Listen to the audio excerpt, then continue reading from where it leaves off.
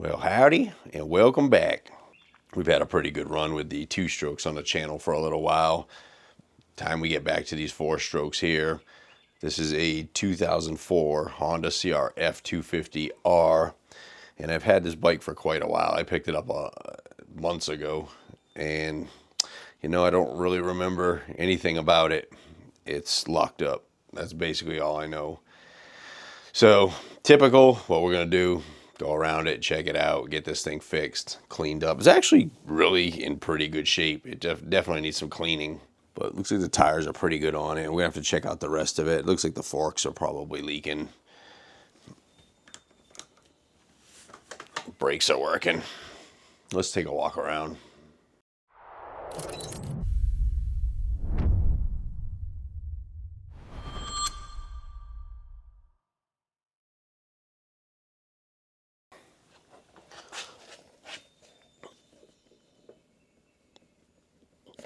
Definitely feels like it needs some front wheel bearings.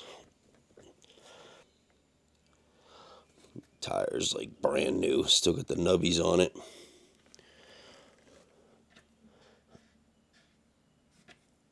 Yeah, forks look like they definitely could use a resealing. Stem bearings are good.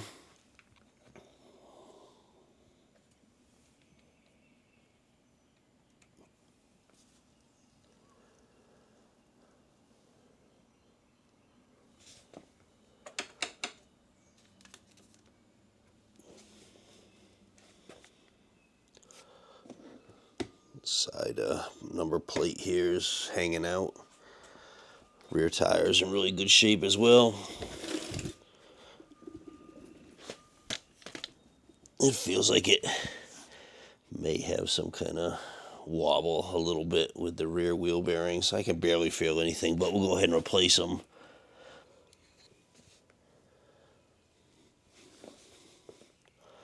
Rear brakes look like they're in pretty good shape.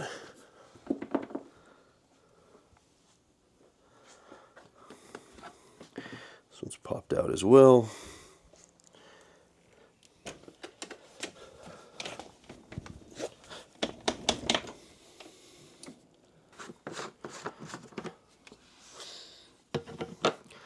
Fuel smells okay.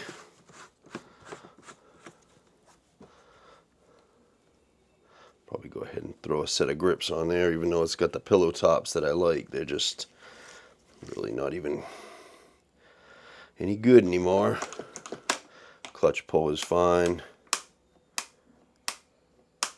Okay, so this is an issue I'm noticing right here.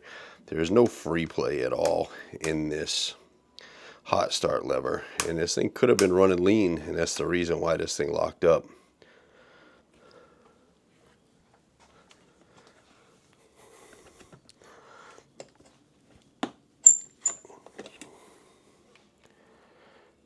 It's got coolant.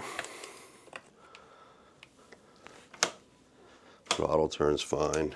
Front brakes feel fine.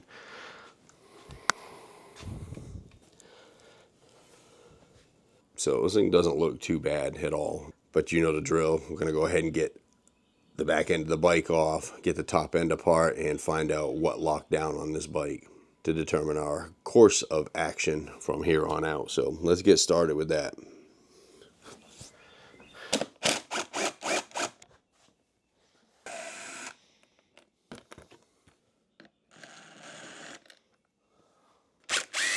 So we're only on our third bolt, and we've already found our first wrong bolt on the bike.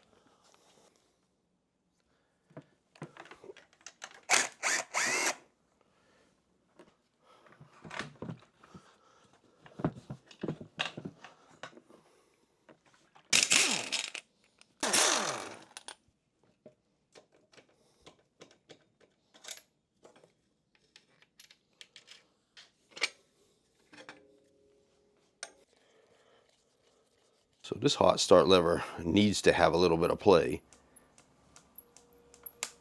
Otherwise, you don't know whether or not it's 100% sealing in the carburetor.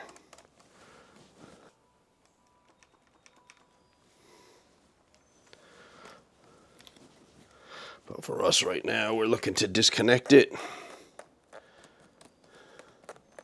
So we can get this carburetor out.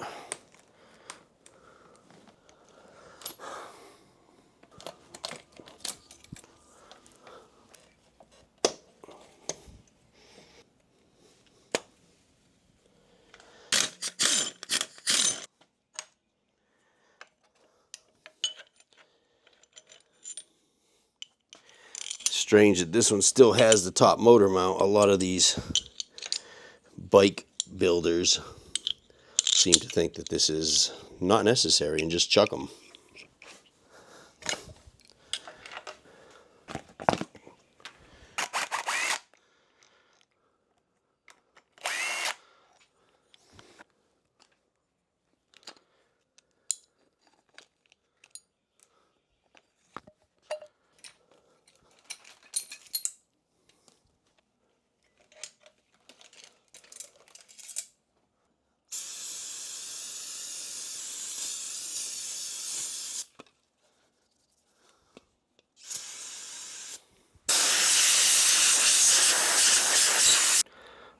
Now, the way that I'm doing this, don't take this as gospel, because I have plans on ripping this top end apart. It could be something simple. So there's certain things you can do, like pulling off the valve cover, checking the timing chain, and this stuff like that before you get involved with ripping this whole thing apart. But that's my plan anyway. So I'm just going to go ahead and do that now.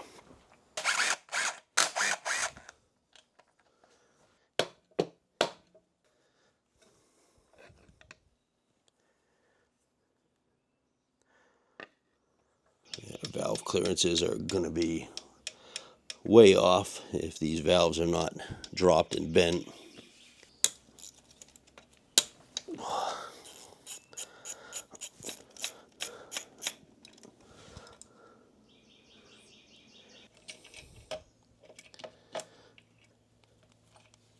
I like to put a zip tie on my cam chain so I can let it fall down and I can retrieve it if I need to.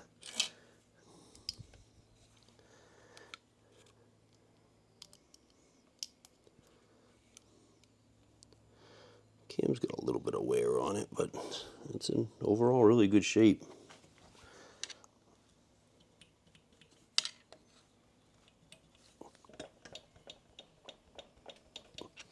Well, we don't have a drop valve. That's like fantastic news. Let me get this exhaust off, get this cooling system drained. Let's get this head off.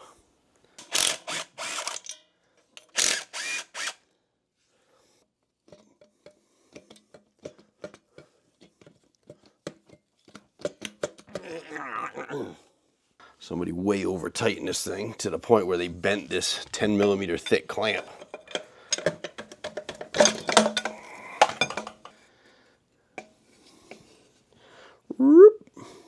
Not necessary.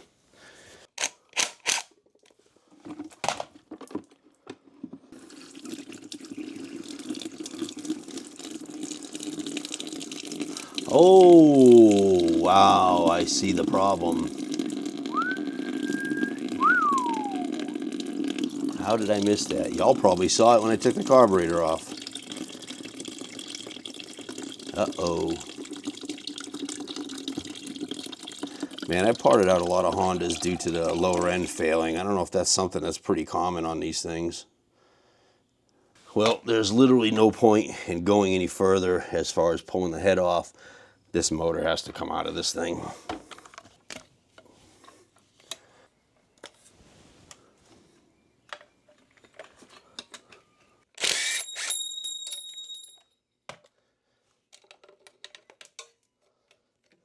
Nothing about this is right.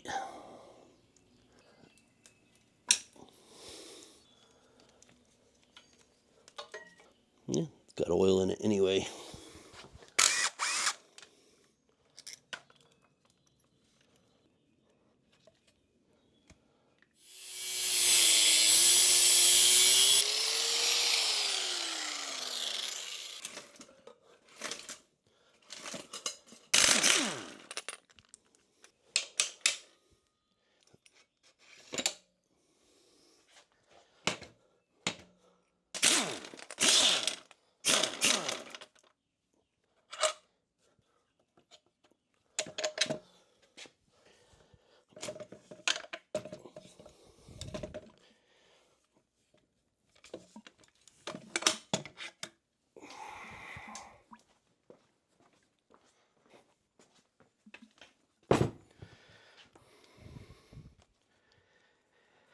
All right, come on in here and get a closer look.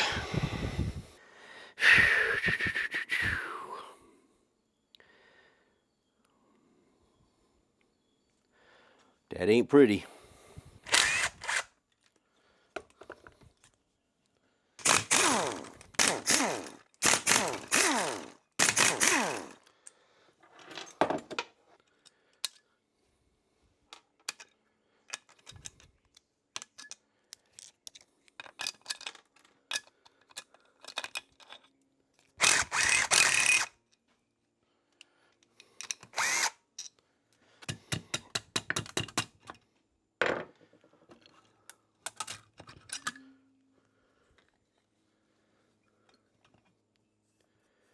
So the head is actually in really good shape, and that's it.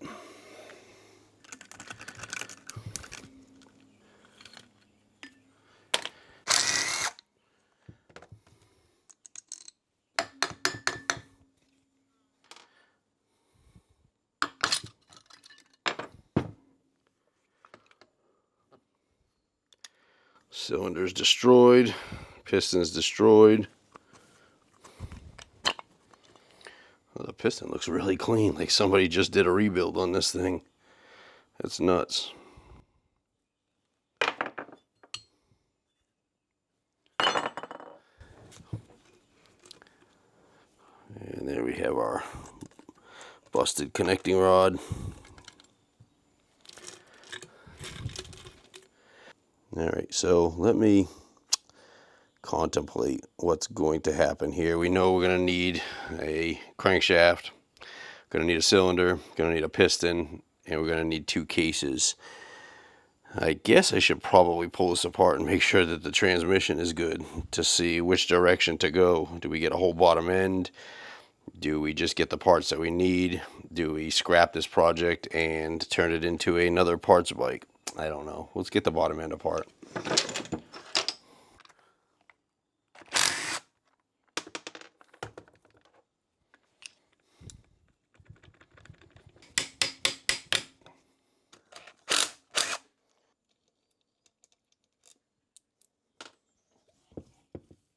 That's full of water.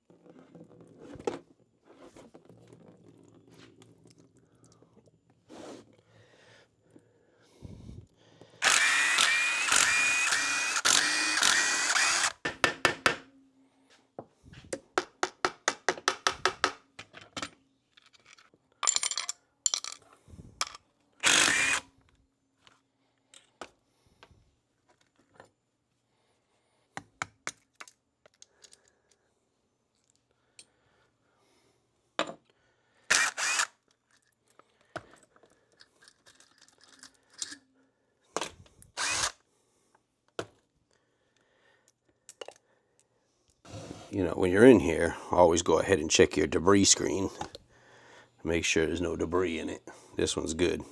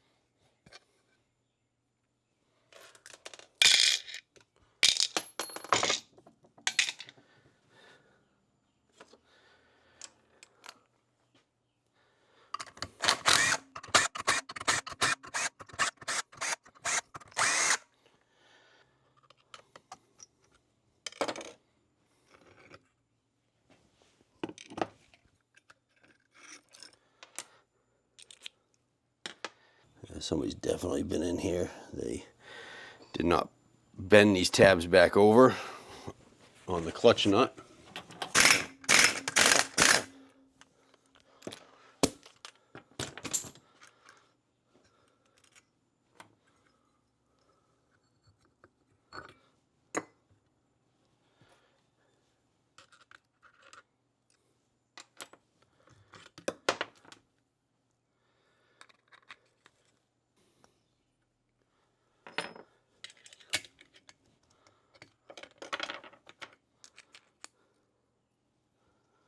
Always checking here to make sure that there's no washers. Some do have them, some don't have them.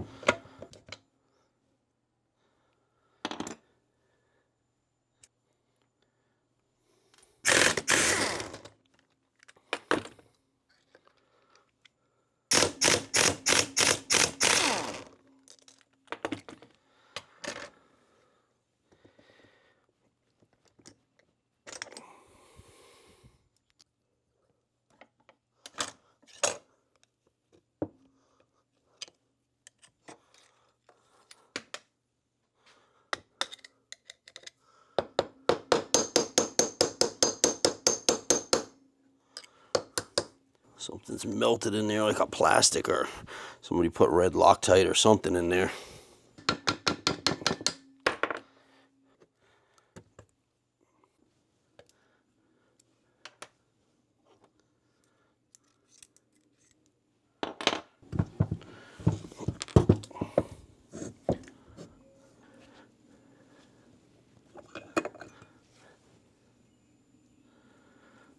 I'll have to throw this thing in a lathe and spin it up to see if it's any good. Counterbalance.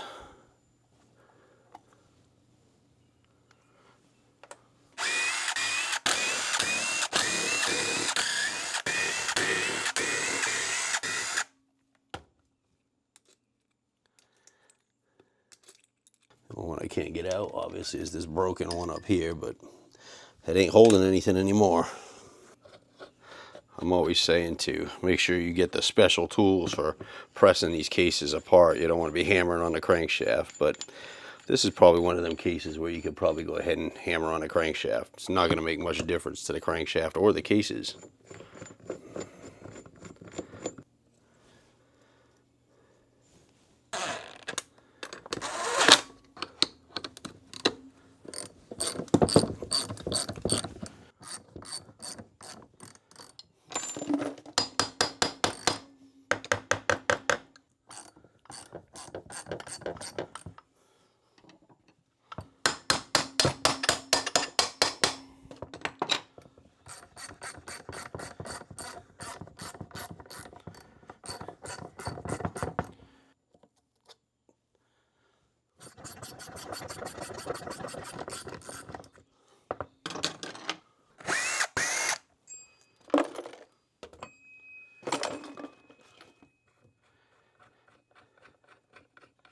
These have this raised edge which allows the oil to flow through to the big end bearing, and definitely want to have one of these caps, but even before you start pressing this thing through, because you could damage this.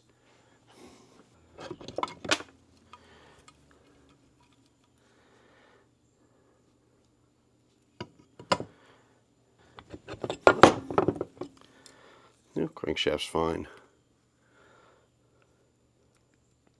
But to be honest with you, I mean, literally the crankshaft looks fine. I may be able to just re-rod this thing.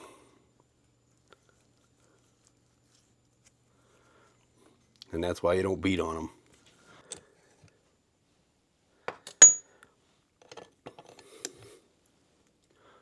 This is why I like the Honda, Kawasaki, and Suzuki transmissions a little bit better than the Yamahas.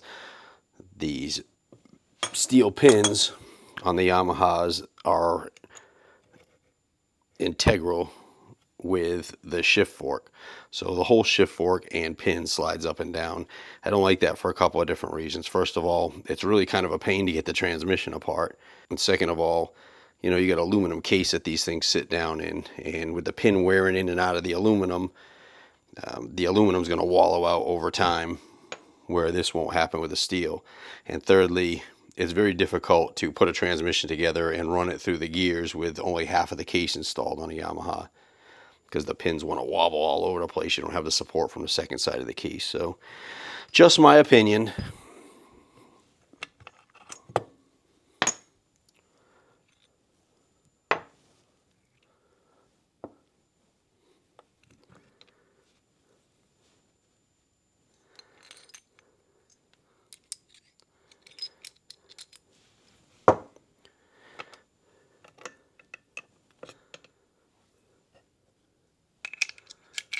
I'm going to inspect this transmission very, very closely because I want to make sure there's no damage. What we're looking for is on these little dogs here on the end of the gear where they slide into the gear below it.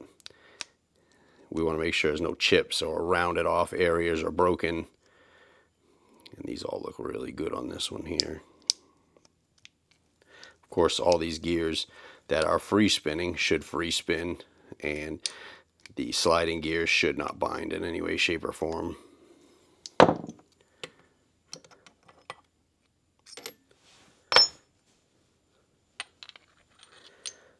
And we're going to be looking for the same thing on the big stack. I mean, you're going to see a little bit of wear here and there, but if these lands here are excessively worn over, it's time to replace that gear. And it can cause the transmission to jump out of gear on you.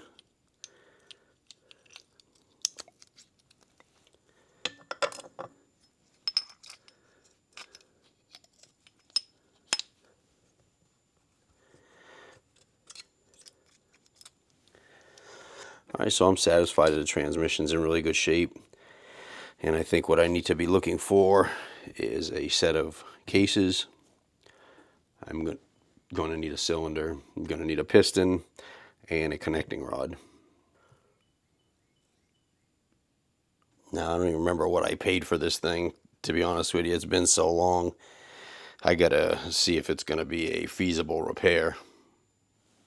Oh, wait a second. This thing's got brand new tires on it. It's definitely going to get fixed. Absolutely. Let me start the research. Alright, so today I'm going to get started on rebuilding this crankshaft. I chose to go with a Pro X connecting rod. I like using these. They're primarily manufactured in Japan, and they use good quality Japanese bearings like Koyo and stuff like that. So I don't ever have issues using these. They work pretty good.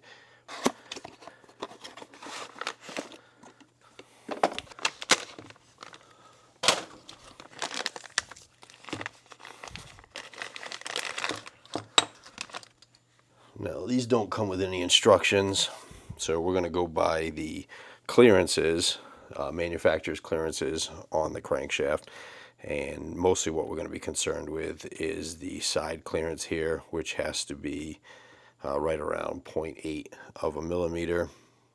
We want to take into account the direction that all of this stuff is pointing in, because this is going to be how the crankshaft big end bearing gets lubricated.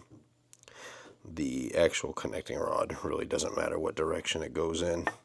So oil is fed through the end of the crankshaft. It will feed in through this hole and feed the center bearing. If you don't get this correctly lined up, you're going to have issues, and you're going to burn this lower end bearing out right away. Just put a mark where the original hole is, and of course we're going to check this when we get it pressed apart to make sure that's in the correct spot.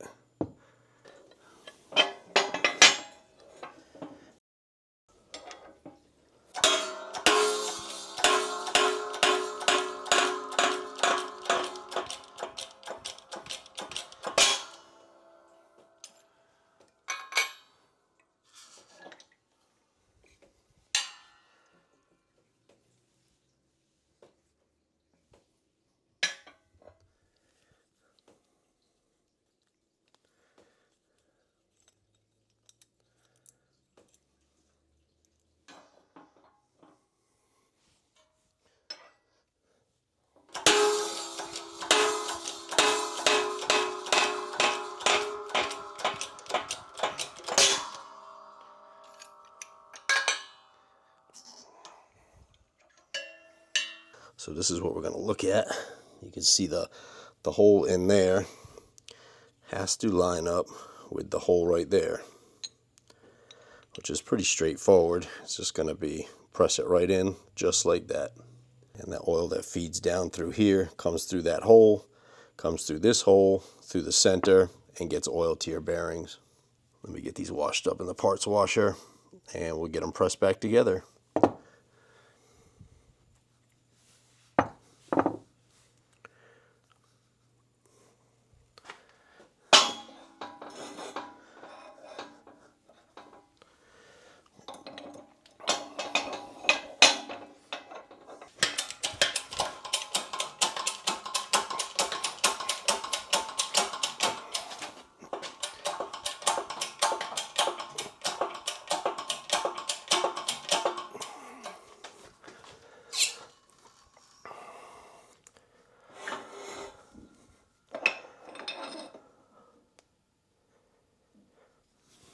Just a smidge more.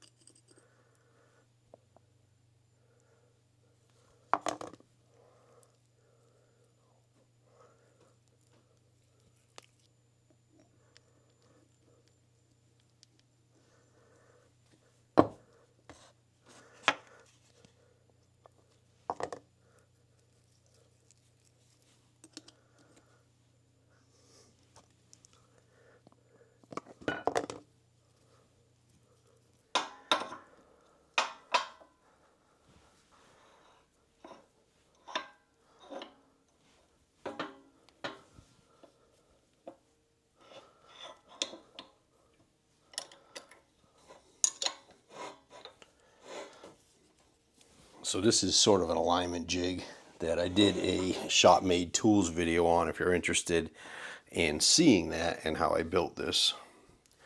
And this just helps keep the webs slightly straight until, I mean, you're never going to get it perfect. We're going to have to still do some truing to the crankshaft, but at least this gets it somewhat in alignment.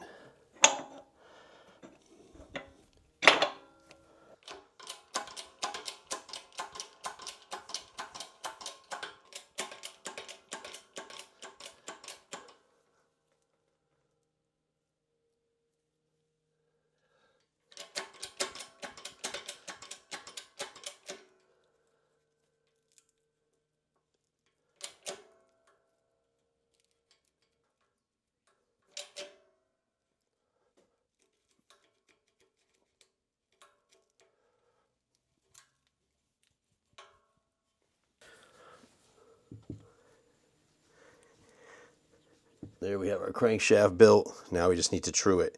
And what that means is pressing this thing together, there's no way to get it to within tolerance, even using a jig. The webs themselves could be a little twisted in one direction or another, which would cause a vibration and a wobble. So we're going to have to use our truing jig.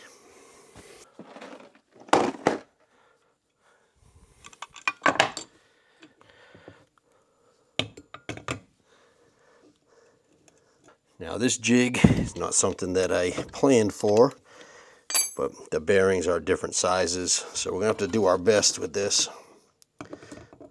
Now the height of the bearings is not going to make a difference. What we're looking for is run out. And as I spin this crankshaft, you can see that the end of this is wobbling.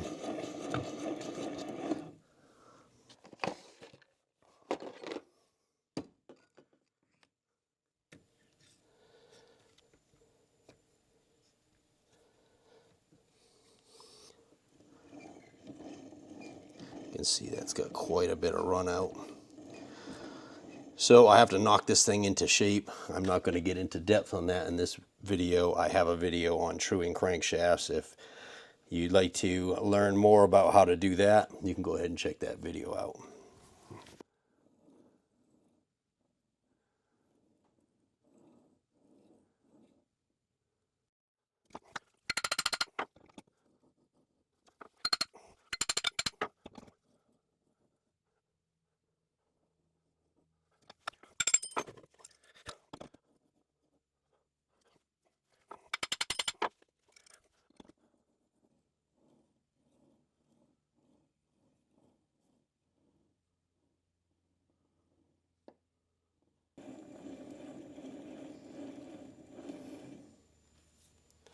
All right, so you got to remember this thing is super sensitive.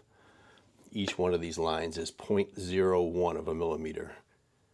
The spec on the runout limit for this crankshaft for this particular model is 0.05 of a millimeter. So in other words, 5 of these lines and you're in spec. And again, she's jumping around a little bit, but we got like between 3 and 4. So this thing is perfectly in alignment now. At this point here, I'll go ahead and throw this in the freezer and get it contracting, make it easier to get in and out of our cases. I ended up picking up a couple of cases off the old interwebs, and they're slightly damaged, but in far better condition than what we were working with. These cases appear to have had a piston failure, and the pieces of the piston got down inside and kind of chewed up the case a little bit. This part here I'm not at all worried about. We can definitely do a little bit of grinding in here and cleaning this up just so we don't have any restrictions, or there really isn't going to be hot spots. It's below the piston. What's important obviously is going to be like right here and here where the sealing surfaces between the two cases are. Now Hondas are unique in a way that they use 2 separate chambers, say. So your crankcase is going to be one chamber and takes a separate oil from the transmission side. And I guess they do that is so you don't have any kind of cross-contamination between, you know, clutch debris and stuff getting into your crankcase side from the transmission side. So I'm going to assume that's why they do that. So we need to make sure that this sealing surface is going to be okay. And the way we're going to do that is we're just going to rub this on a flat surface with some sandpaper and see if there's any low spots. If there are any really low spots, we will have to weld and file them flat.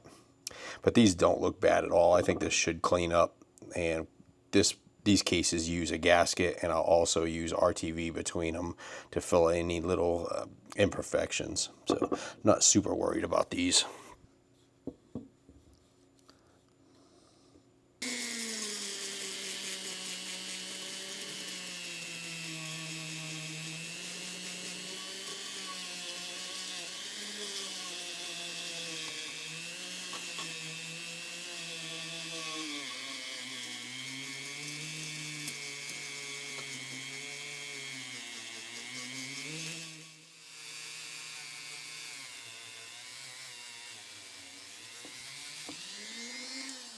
So that looks pretty good. These are not terribly bad. I could always go ahead and just weld this up just a little bit, but it's not going to interfere with anything. It's not going to hit the crankshaft. It's going to be perfectly fine.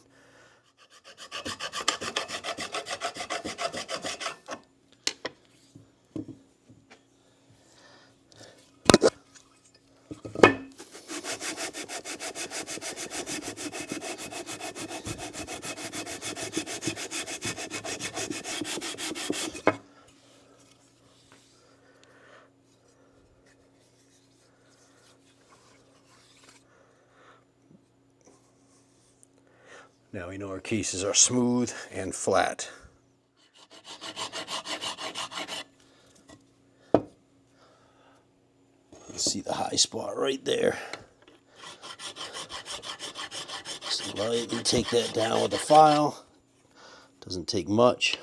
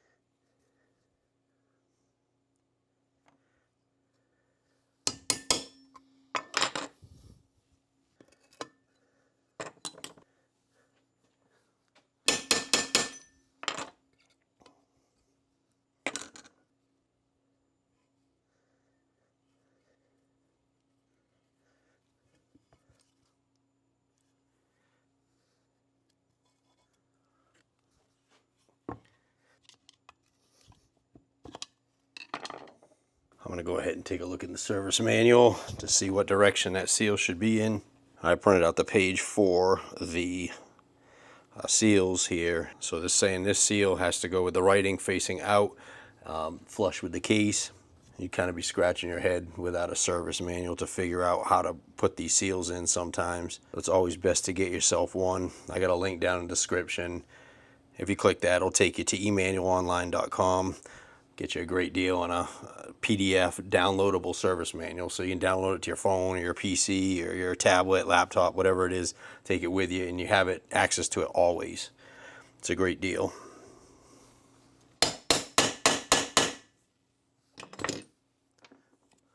All right, and with all the seals installed for now, we can go ahead and start getting our transmission put back in.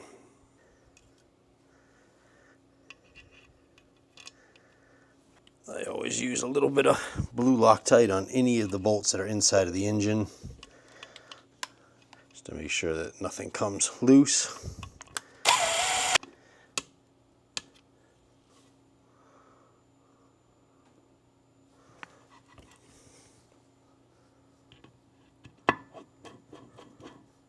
So this shift drum has a pin on it that has to line up here.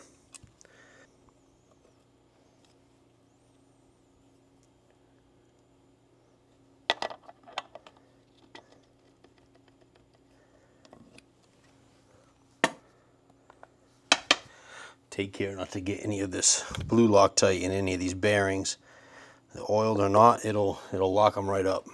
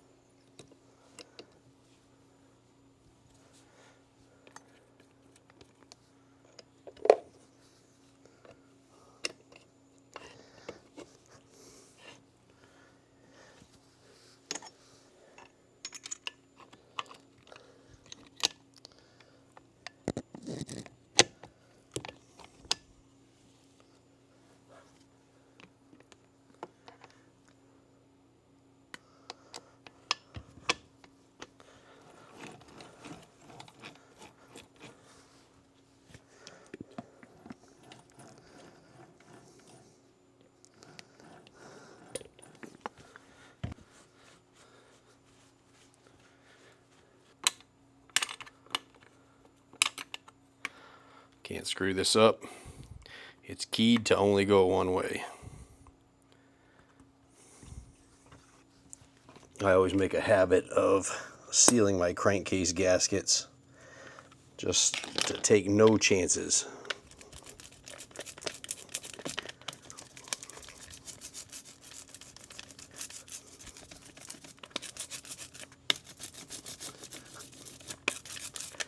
And especially with these that have a little bit of damage to them. Make sure that they seal properly.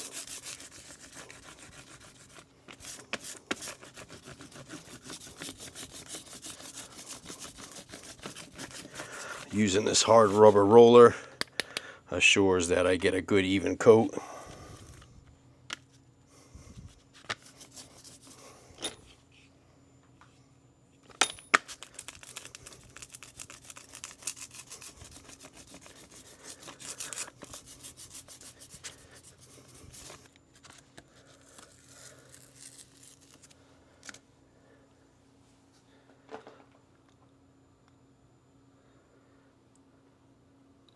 These are too tight on the dowels and you want to push them down. Just use a socket a little bit bigger than the dowel and you can push it down onto the dowels without damaging your gasket. Now I have to make sure that we get our oil pump gears in here.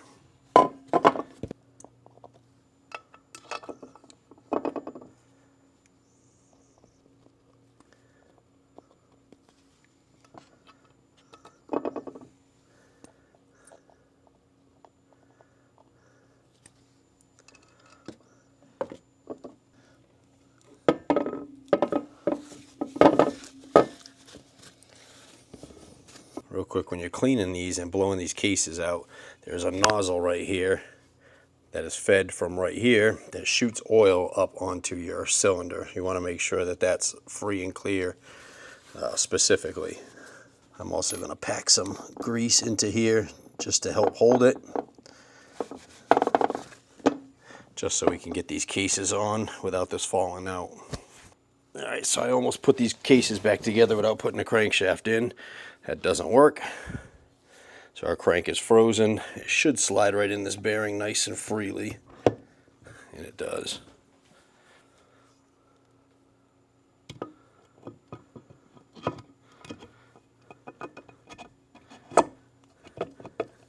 So now I'm just going to use my crankshaft puller tool to pull this crankshaft through the case, the bearing.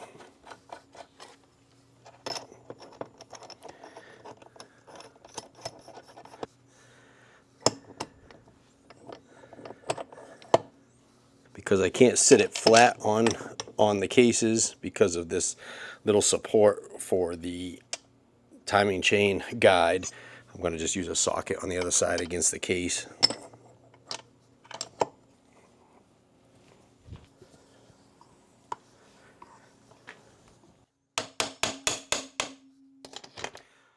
Just to keep this case from getting caulked, we're going to tap on the back of the case a little bit as we pull this in.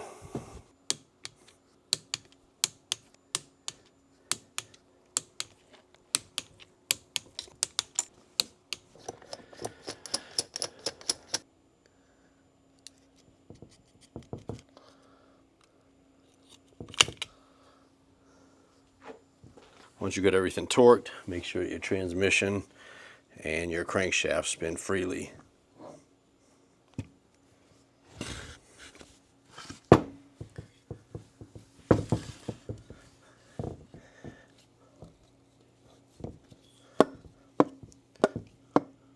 But what's that?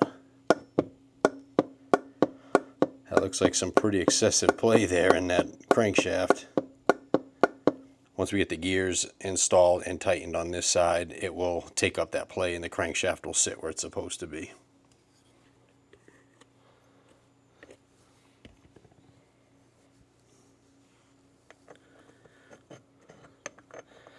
So this gear will only go on one way. If you look at it, the crankshaft has a dot on the end of it, and then if you look at the gear itself, it's got a flat spot right there.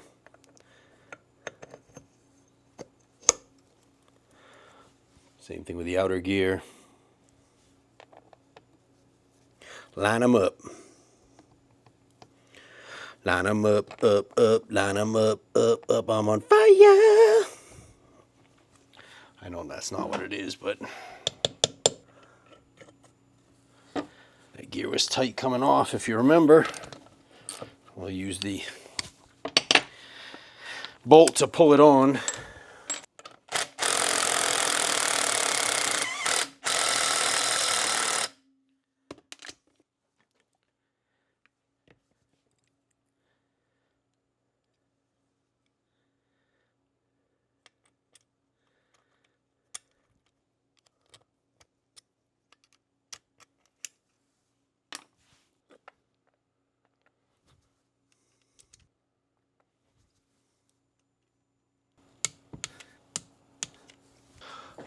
Torque on this thing is 80 foot-pounds, so that's going to be tough.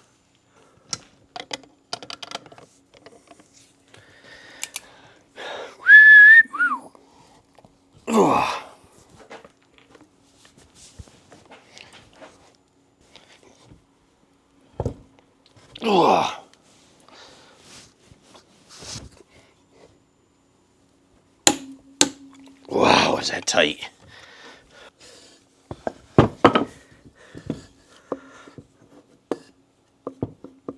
As you can see, it no longer has that play back and forth.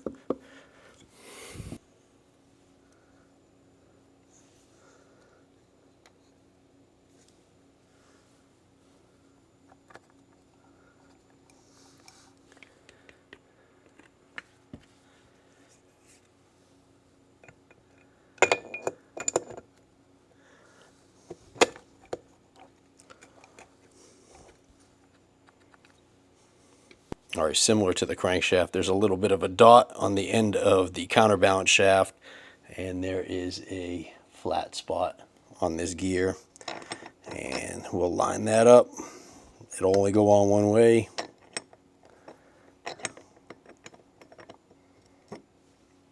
But before we do anything, we want to line up the two dots. So there's a dot right here on your crankshaft.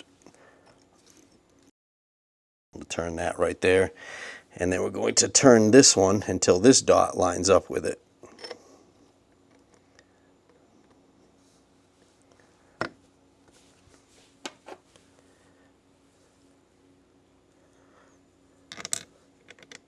And this one's keyed as well. It doesn't need to be, it doesn't really matter on this one, but it's just keyed because the shaft is keyed. And our driven gear is going to be 32 foot-pounds.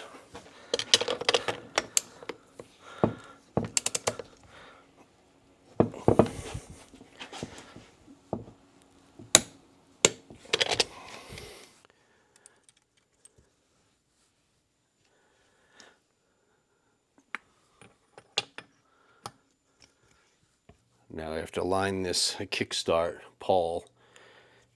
If you don't, you'll have a hell of a time trying to get this thing, the spring installed. So there's a punch mark on the end of the kickstart shaft, and then there's a punch mark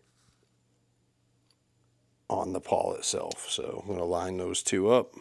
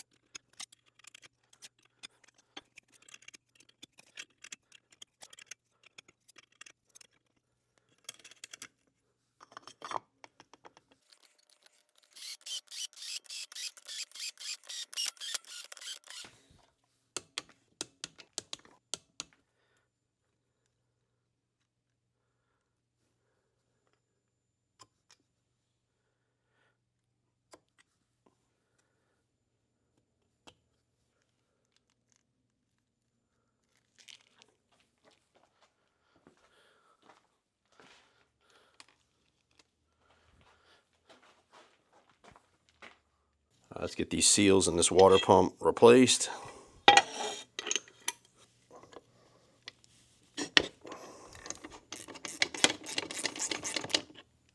It's a take this water pump off. You need to turn it clockwise or left-hand thread.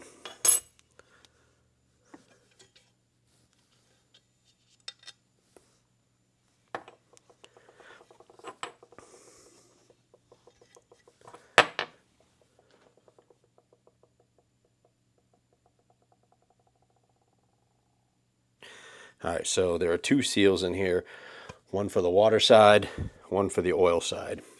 One thing you want to watch out for is sellers that say, it's mixing water and oil, it's got a bad water pump seal. There's just no way that it would happen. More than likely is a head gasket or a crack in the head or cylinder or something like that is getting water into the oil. Reason why it can't happen here is because, like I said, it's double sealed. So if any water gets past this seal or any oil gets past the seal behind this bearing, it's going to come out through this weep hole. So another lesson there, if you ever see water or oil dripping out of this weep hole, you got a bad seal.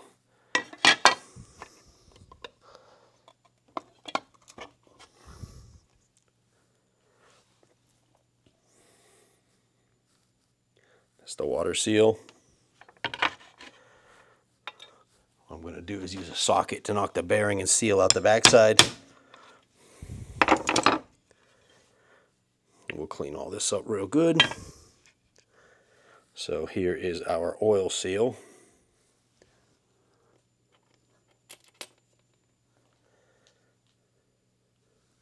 I'll put our oil seal back in first.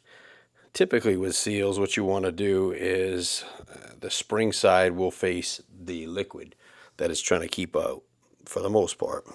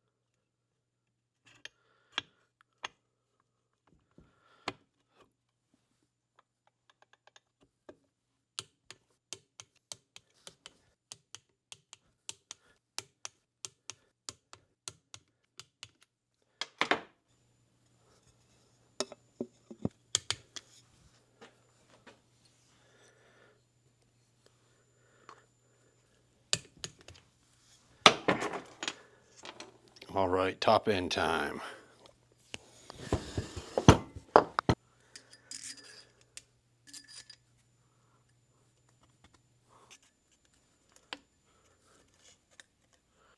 All right, so when it comes to the top end on this bike, I decided to go with a Nomura piston.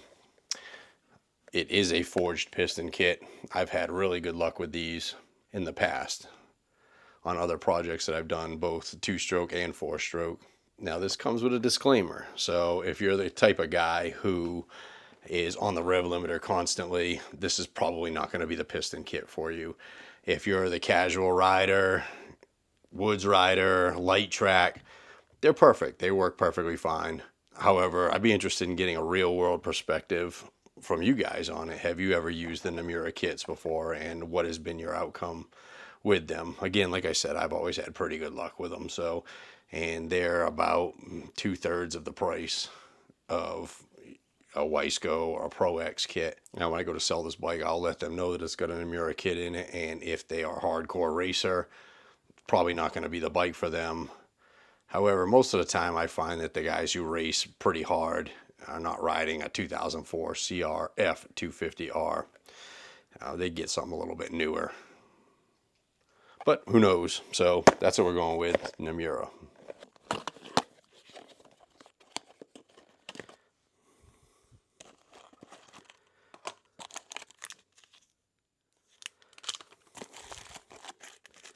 I've built so many engines over my lifetime, and honestly, I still get so excited to see new engine parts. Brand new cylinder head, piston, doesn't matter. Comes with a sticker. That's important. That's important. That's what makes a good kit. We got our circlips, our piston, our wrist pin, and we've got a set of piston rings.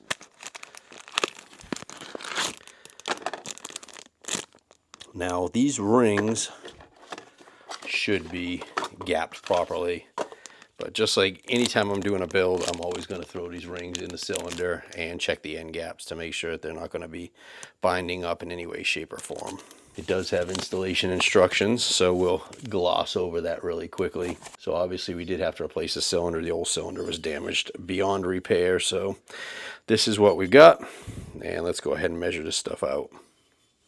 Now, the only ring that I'm really going to be worried about is going to be the compression ring. The oil control rings have huge gaps on them, and it's never a problem. This one has a mark. Most of them have a mark on it of some sort. This one says like first, like the first ring. But there's only one compression ring, and that mark is going to go towards the top. Let's stab that in our cylinder. Use our piston to square it up. So piston ring end gap should be generally between 0.4 to 0.5% of the piston diameter. All right, so our piston is 77.96 times 0.4% equals, so 0.31 of a millimeter. I've got 0.30 of a millimeter, as close as I've got. And that slides in perfectly, so no issues there. So the kit did not come with a ring orientation guide, so had to go to the manual and get that information so I can get the rings in the right position on the piston. All right, I got the ring orientation correct. I'm also putting the piston in the correct orientation with the cylinder. This one says EX with an arrow facing forward, so you can't get this one wrong. So I like to, with these 4 strokes, instead of fighting with all these rings while the piston is connected to the connecting rod, I like to get them in the cylinder first and then drop the cylinder down on the connecting rod. So again, proper orientation, we'll just flip the cylinder, flip the piston, and that's how it's going to go in.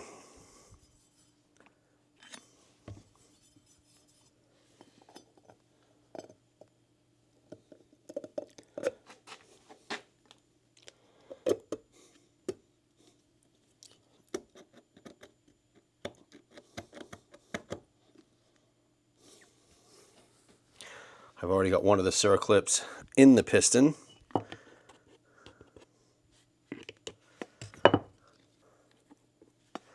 So what I will do is get the piston pin, or the wrist pin, started and ready to go.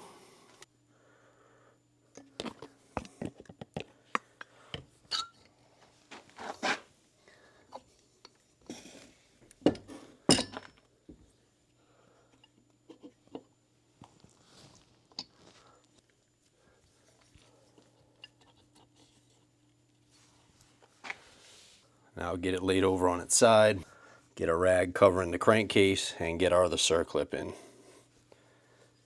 Biggest thing is to make sure that those circlips are snapped in properly into the grooves on that piston.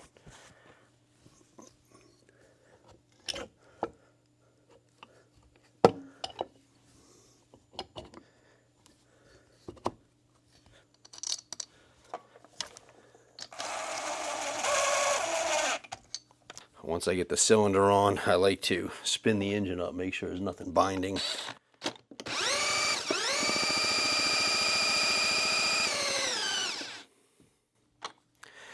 So kind of fun fact about this is this drill on second speed, top speed on it is 1500 RPM. So these bikes typically idle at like 1800 to 2000. So that piston's moving faster than that, just at idle. Crazy.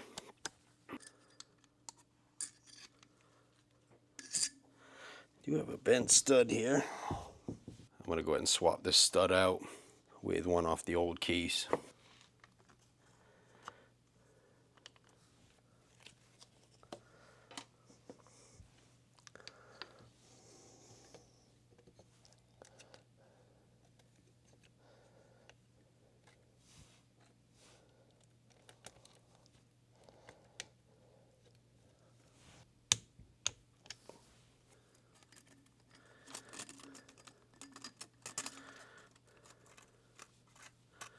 All right, we're in a good spot. Let's go ahead and get going on the cylinder head. All right, so we took this head off. It actually looks like it's in really good condition. But while we have it off, let's go ahead and just go through it. We're gonna go pull the valves out of it, make sure they're not bent, and we'll clean it up and reshim it and get it ready to reinstall on this engine. So she'll be fresh. Your cam holder, go ahead and pull one of the bolts out for that. You can thread that right into this pin that holds the exhaust cam rocker and snatch that thing out. Just gonna take everything out, keep track of where I'm taking it out from. And let's go ahead and get these valves out.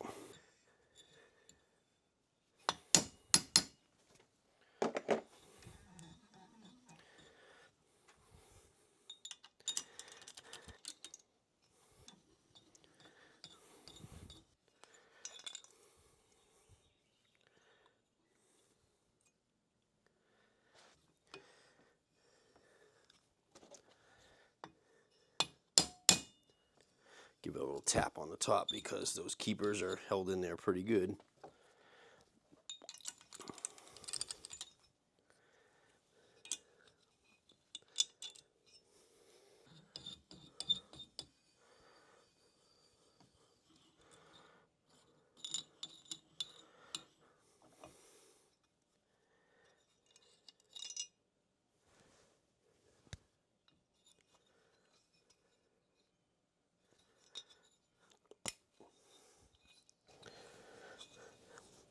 And this is why we check.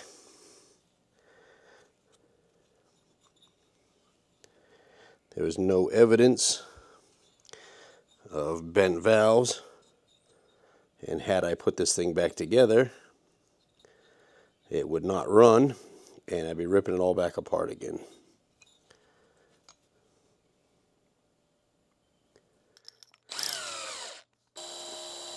Bent intake. Straight intake. Don't need to chuck this one up, but bent exhaust. Bent exhaust. All right, we need to find a valve kit for this. In the meantime, I will clean up the head real well. And we'll do a light 45-degree cut on the valve seats just to make sure that those are in good shape. Whenever you encounter a head that's got bent valves, you want to take a very close look at your valve guides to make sure that they're not cracked or damaged in any way.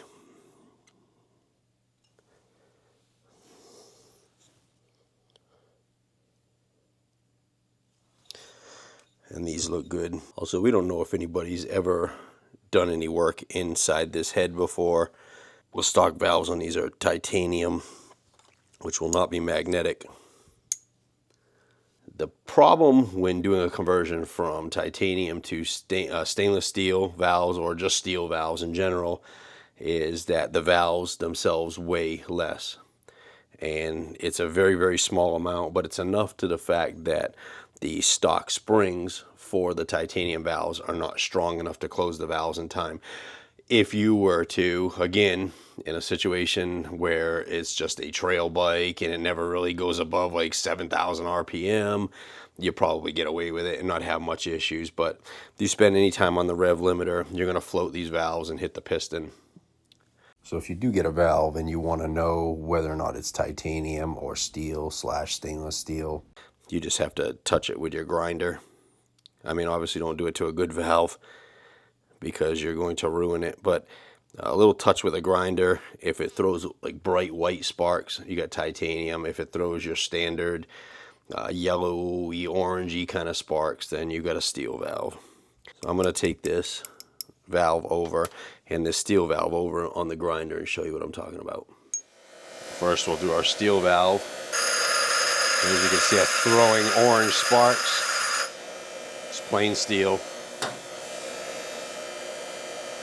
Now this is our intake valve that was non-magnetic. See those bright white sparks? That's telling you that that is a titanium valve.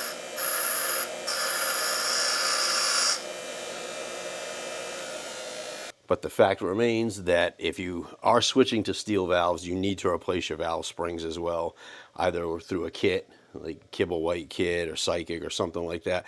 Get an entire kit that's made for that. So that's what we are going to do. We're going to replace both the intake and the exhaust side valves, and then we can go ahead and lap them in. Now it's another thing that is a common question for people is about lapping valves. So stainless steel valves, unless they specifically say no lapping. Some of the Kibble White valves are coated and they're not supposed to be lapped. Titanium valves are almost never supposed to be lapped, so there are some exceptions to that with the early Yamaha YZ250 and 450Fs, I believe. They did have titanium valves, but Yamaha specifically says in the service manual to lap their valves in. So basically follow the manufacturer's recommendations for the valves. Let's get our valve cutting kit out and just do a light cut on these sealing surfaces, the 45-degree angles of the valve seats, just to make sure that those are in good shape.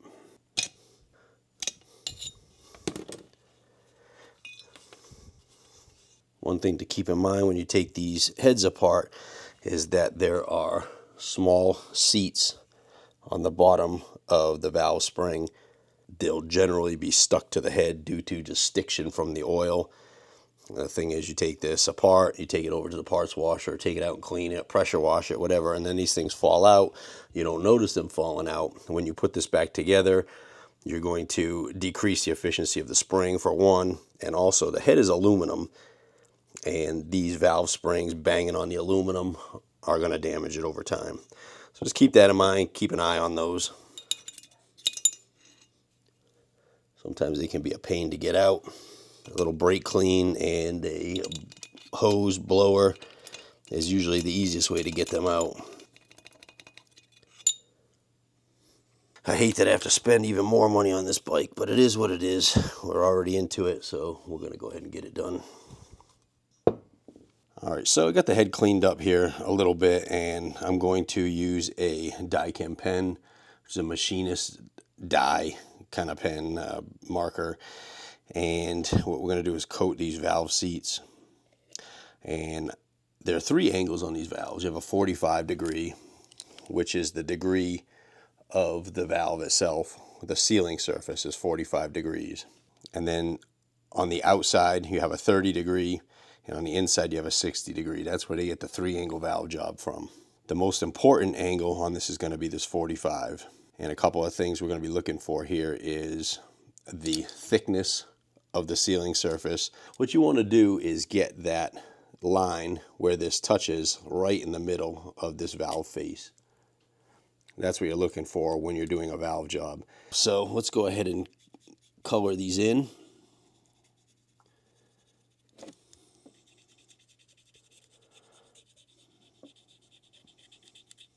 Now this is a tough one to do at home because you need an expensive valve cutting kit for this. So this is something that you'll probably need to take to a machine shop. I have seen some valve cutting kits on Amazon for like $30 or $40, and they just don't work. This is something that's pretty precision, and you definitely want to have a good tool to do this. The kit I'm using is a Niue or Niue, and this is for a majority of the Japanese motorcycles. And this kit, if you're interested in it from their website, will run you around $1,600.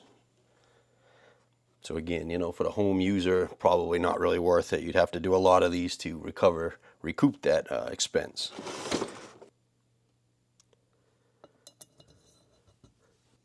And what I'm looking for is the 45-degree cutter. And we're just going to take a light pass with this thing just to see where our sealing surface lies. And if you see that, that is absolutely huge. That's enormous. We're going to have to do a 3-angle valve job on this.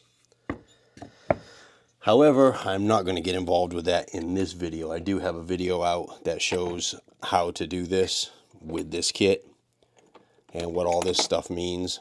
So if you'd like to check that out, I'll put that somewhere here on the screen. So after coming in and checking the service manual for some specifications, Honda's saying between 0.9 to 1.1 millimeters should be the width of the valve seat, with a service limit of 1.7 millimeter. It's a little wider than I'm used to seeing, but regardless, at 1.9 millimeter, we're still out of spec, so we definitely need to make a cut there. And I also found on this particular model that the intake valves are titanium and the stock exhaust valves are steel. So maybe nobody's ever been into it, but I don't think I've ever run into this before. And the manual does say to lap in the exhaust valves, but not the intake valves if they are stock, because of the thin oxide coating on the titanium valves that we talked about earlier. So I just received new stainless steel valve kits. These kits do not come with the keepers, so I did order a set of brand new Kiva white keepers. These things are super cheap. Even if you buy them OEM, do not reuse the original ones. It's not worth the risk of dropping another valve. So these are stainless steel valves. And I have a little bit of an issue here. There's not a problem with the exhaust guides, but the intake guides are just too far gone.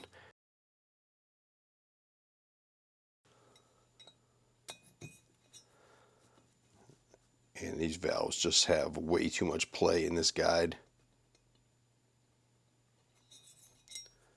And my pilot for doing the valve cutting basically just falls right through, and that even has play, so that's definitely no good. If you look at the exhaust one, it doesn't push down all the way, and there's no play whatsoever. That's the way it's supposed to be, because these pilots are tapered, so they should tighten right up, and it just does not. So I got a new set of intake valve guides here that we're going to have to put in this head. First thing I'm going to do, and these are Kibble White, first thing I'm going to do is throw these in a freezer, get them shrinking down, and then we'll go ahead and knock these valve guides out of the intakes on this side. So we're going to use a tool like this. This is a valve guide driver. You want to make sure that this part fits inside of your valve guide, and then this part isn't any thicker. It has to be actually smaller than your valve guide so it can push through the head.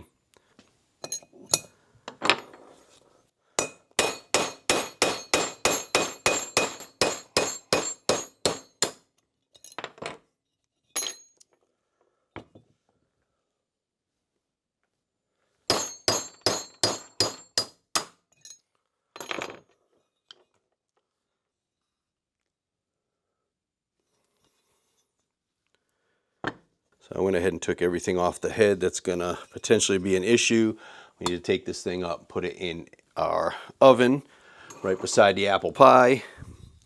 And we want to put this in cold and gradually bring it up to 300 degrees Fahrenheit. That will expand the head, and then our cool valve guides should slide in a little bit easier.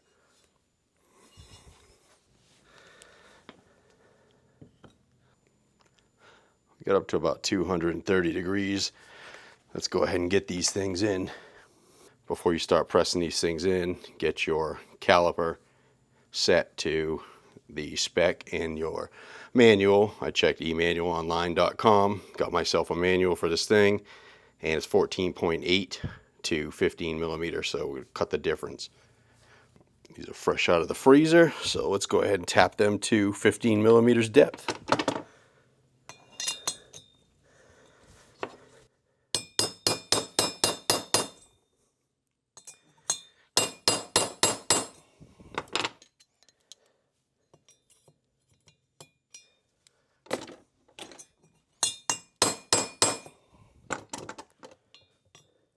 It's best to go a little at a time and keep checking so you don't have to go back and forth with them.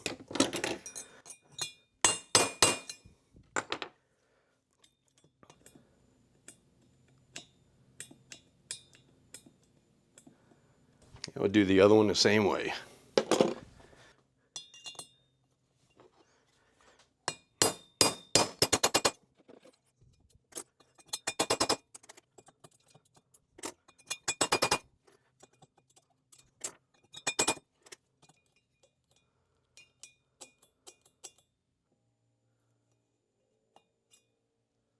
Got about 1480 on that one.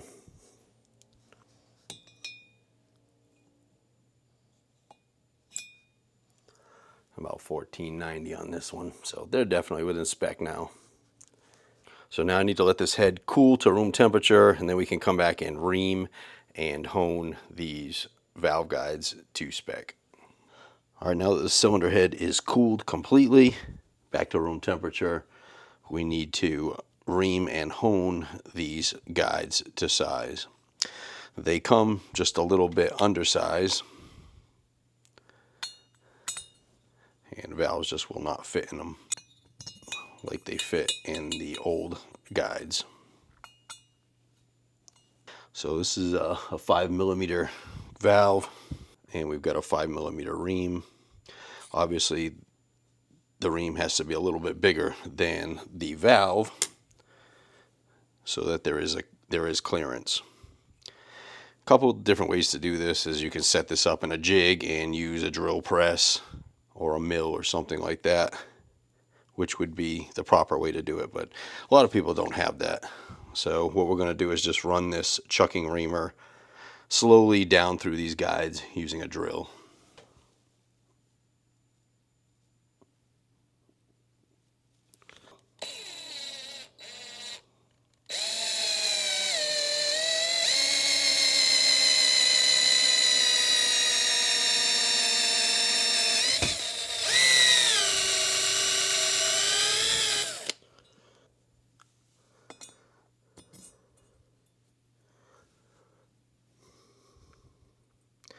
And you can see now how much tighter these are.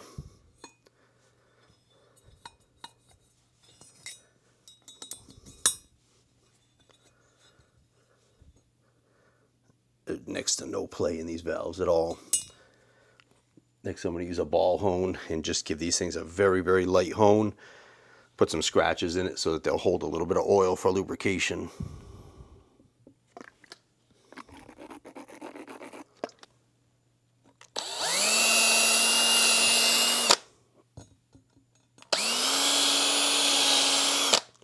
And with that, we'll wash these guides out and we'll get ready to do our valve job.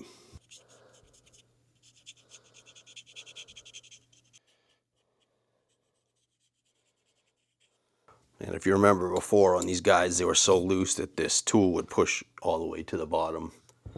And now it's sitting how it should.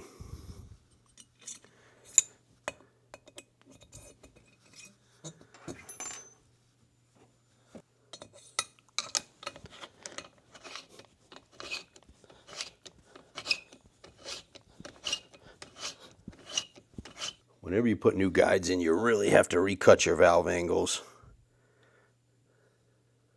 Alright, so now we see where they're all at. They're all wide. Now we just gotta see where we need to move them. So we're gonna see how they sit on the valve face, and we need to get these down to about 1 millimeter in width. And if we need to move the line this way a little bit, we're gonna use our 30-degree cutter. If we need to move the line outward a little bit to narrow it up that way, we'd use a 60-degree cutter. I'm gonna go ahead and just get these all done. All right, so we got all our valve seats cut.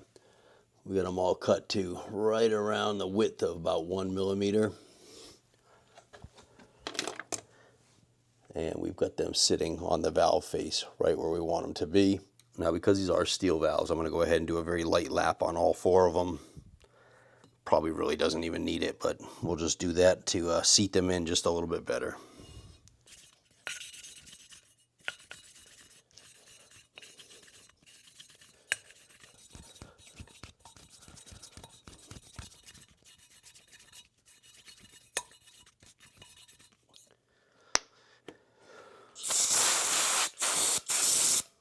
After you lap your valves in, wash this cylinder head out real good. You don't want to get any of this grit inside of these valve guides or inside your engine.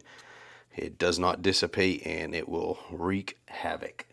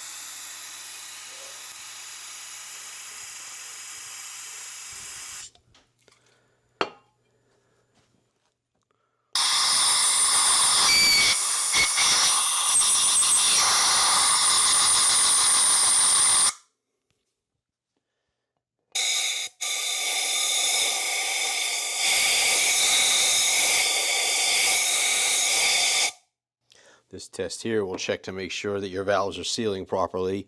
If you see any air bubbles coming up around the valves, that means you don't have a good seat. And you'll probably have to look into what the problem is there. So we're good on this one. I like when that happens because it doesn't always happen. So it would behoove me to go ahead and do the valve clearance shimming right now. It's certainly a lot easier when all of this stuff is off the engine. So, being that they're all brand new valves, new cut seats, we have absolutely no idea where to start with. So what I'm going to do is go ahead and stab in the original shims. They might be a little small since all this stuff is new, but you got to have a starting point. So it's a good idea to take note of what shims you have in there right now. These are 155s. They're going to be way too small. Guarantee it. But to do our calculations, it's easier if we know what they are. 265. That's more like it.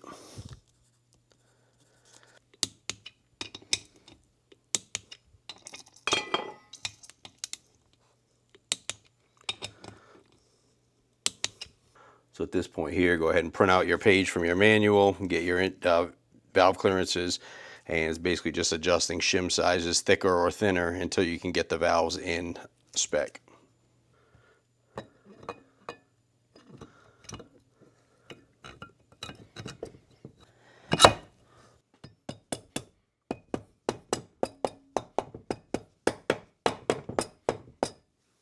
And always put a little bit of oil on your washers and threads.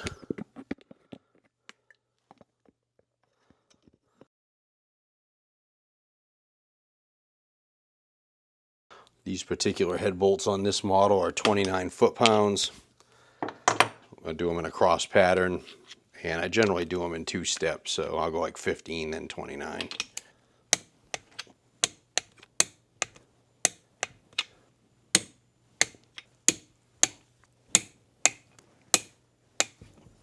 I'll get our camshaft timing correct. We want to get this engine up on top dead center.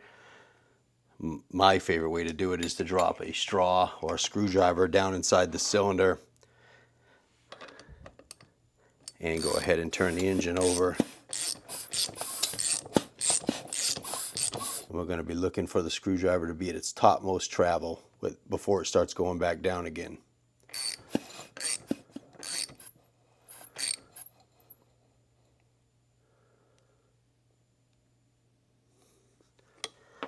And if you look at the keyway on your crankshaft, it's going to point directly up the engine. If you're super worried about it being very, very critical, you can go ahead and throw your flywheel on, throw your side cover on, and match up your timing marks. But this is going to get you right on.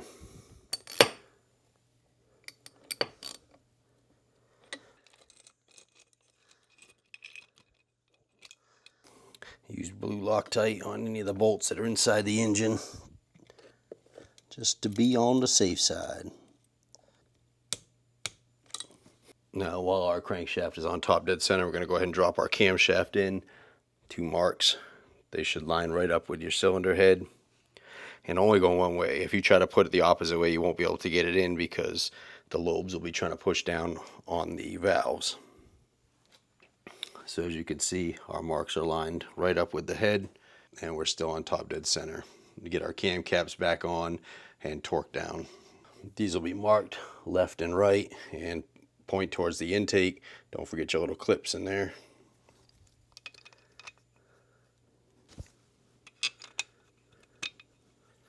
Just very lightly tighten down the cam caps, and we can drop our exhaust rocker in.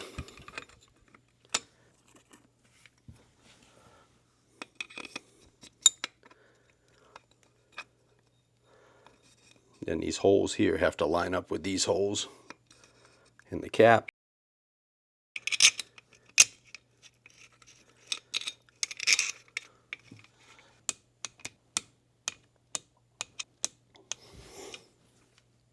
You'll need a thin slotted screwdriver to turn this thing back in. It should lock back, but if it doesn't, you'll have to hold it when you put it in. I always save these little T keys whenever I get these things so I can put one in.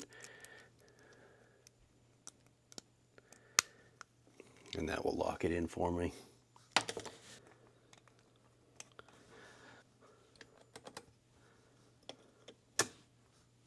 Now again, I can go ahead and make a couple of rotations, make sure there's nothing dragging, the valves aren't hitting the piston, anything like that.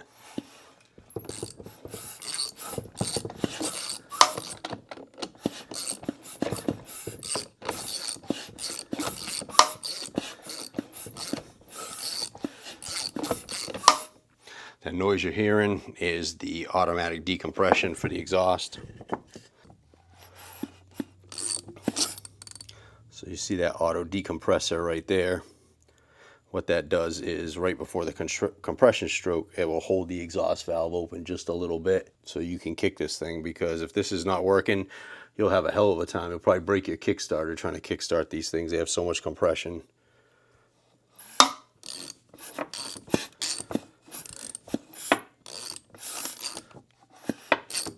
And once the engine gets up to speed, this little weight on the side flips, and there's a flat spot on that, so that can pass by there without actuating that exhaust camshaft.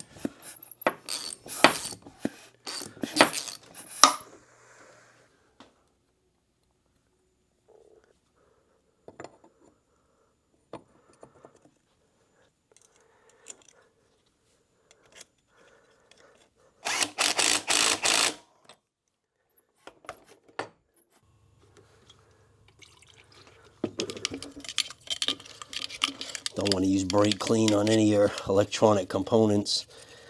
It has a tendency of damaging plastics, and we don't want it to eat the winding coatings or anything like that and cause shorting problems in the future. So isopropyl alcohol, 90-91% is your best bet with this. Don't forget your screen.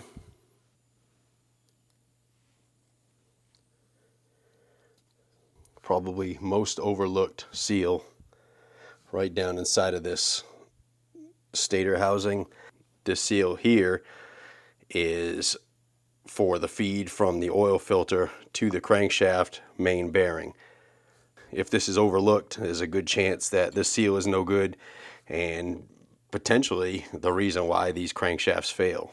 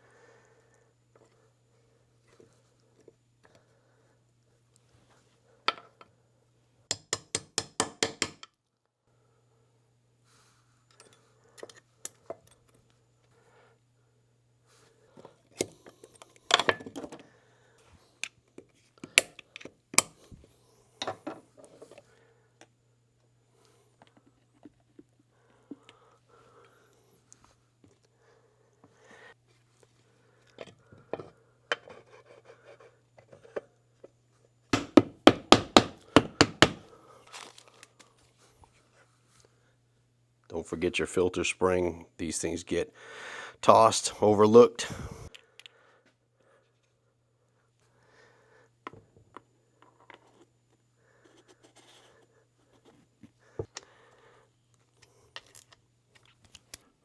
All right, motor built. Let's get this thing back in the frame.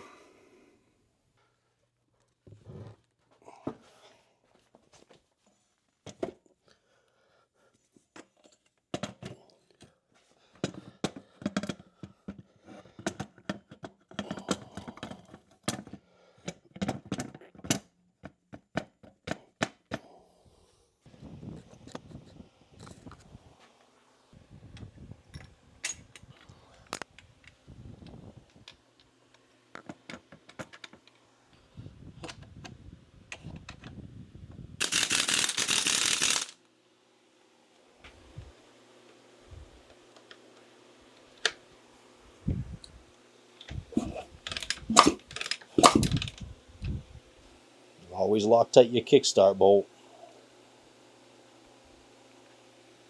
before you look down to kick it and she ain't there. Happens all the time. All right, we're gonna give this thing a couple pushes and make sure that we are getting spark. And we are, that's good news.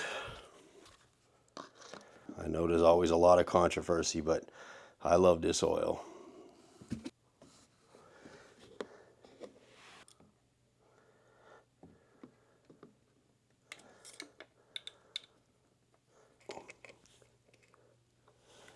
This is how you check the transmission side oil.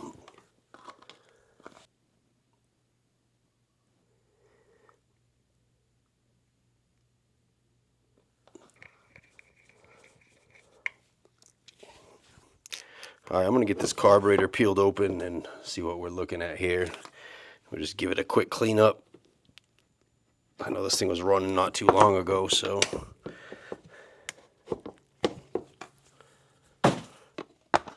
Sure smells like a whole bunch of ethanol.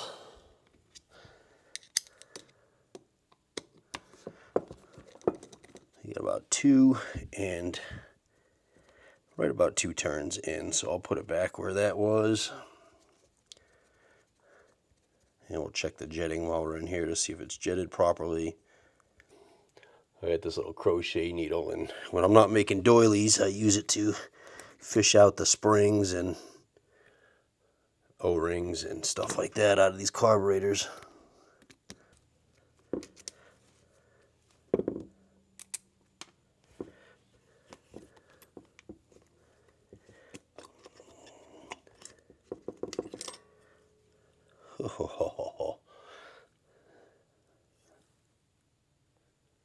Nice. Well, definitely going to need to take this thing entirely apart and tank it. I'm not going to do an in-depth carburetor cleaning or rebuild in this particular video. I do already have an FCR carburetor rebuild and I'll link that somewhere on the screen if you want to go check that out.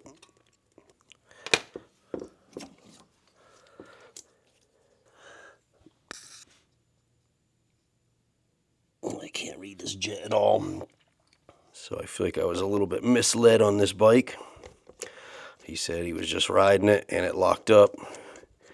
Now, this bike's been sitting in the shop here for a little bit, and I know it's got ethanol fuel in it, but that's really pretty badly congealed.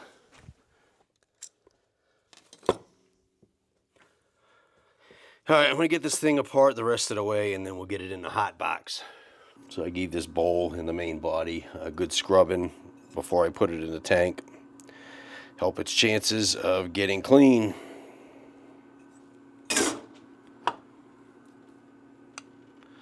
Now, these aftermarket carburetors are kind of hit or miss. I mean, sometimes they work, sometimes they don't. So I'm going to keep my fingers crossed that we can get this one to work.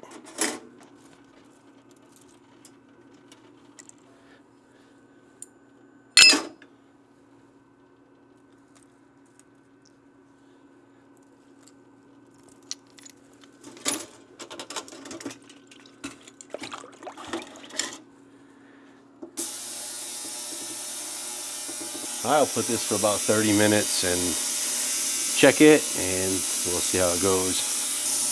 You can already see how well this works. Just the vibrations here are taking all this junk and garbage out of this carburetor. If you do a lot of carburetors, this is a worthwhile investment.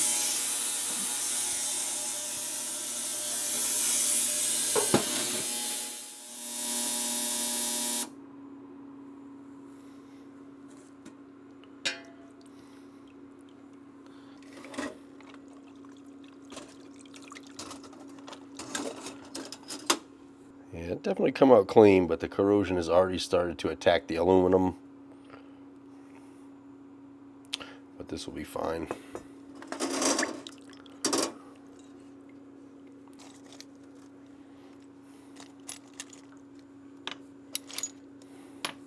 See if we can get a reading on these jets now.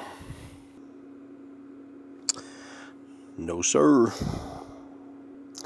Got a 42 as a pilot. So 160 and 40 are your main and pilot jets stock on this machine. Pro Circuit recommends going to a 162 and a 42. So we already have the 42 in here, and we're going to change our needle position from stock is I think 4th position, and we're going to move it to 3rd position, which is going to lean out the mid-range just a little bit. I can't see anything at all on this main jet, so I'm going to just toss it and put in what Pro Circuit calls for. I usually have pretty good luck with those specs. Engine bolted in, carburetor back on, throttle hooked up, hot start hooked up, clutch hooked up, coolant in it, oil in it. Let's go ahead and put some non-ethanol in this thing, see if she'll start up.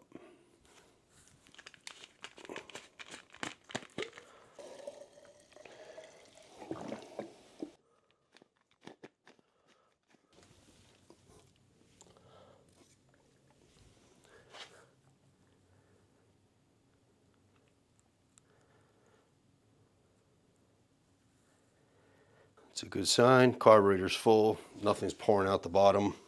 Let's give this thing a couple of twists and see if we can get this accelerator pump working.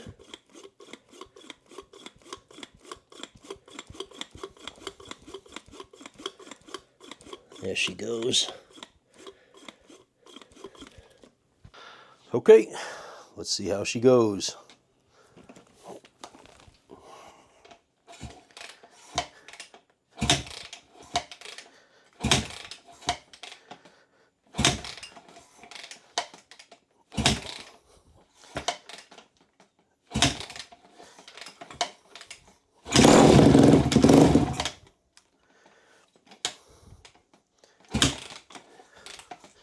I guess I should put the choke on to start it.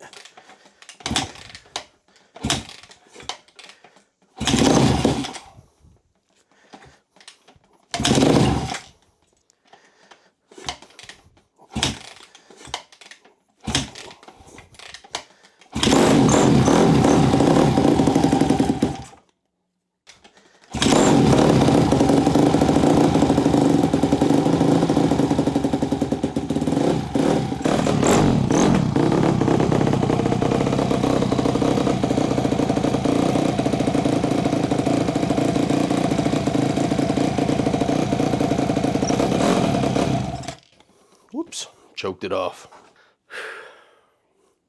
All right, it runs. It actually sounds pretty good. I don't hear any knocking, banging. I still got a lot of work to do on this bike. Obviously, I need to do a little bit of carburetor tweaking, but I'm not going to really get into that until I get the airbox and all that stuff back on again. But I've still got wheel bearings. I've got to rebuild the front suspension, chain, upper motor mounts, and I'm sure I'll find more before this is over with. But I've been slacking a little bit. I'm going to end this video here because it's pretty long and I haven't had one out in a little while. So let me go ahead and get this video out for Saturday. And while I'm doing that, I want to thank you guys as always, especially now with things tough as the way they are. Your support means more than ever. Click that thumbs up, click that subscribe. It really helps more than you know. Thank you guys for buying the manuals, for buying the merchandise, commenting, telling anybody you can about my channel. Thanks again. Thanks for sticking in for this long video as well, and I'll see you on the next one. Whew.